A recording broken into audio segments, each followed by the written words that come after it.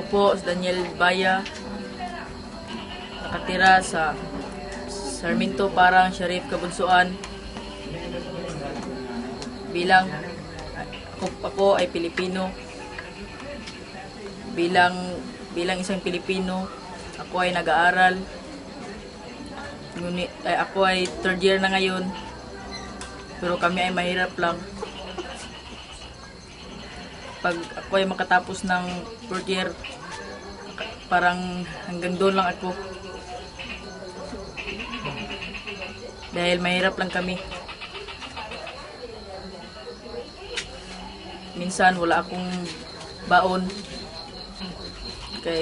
Dahil kami ay mahirap lang.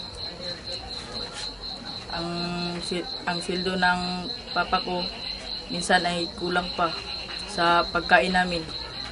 Sana makapagtapos po ako ng kolehiyo na libre.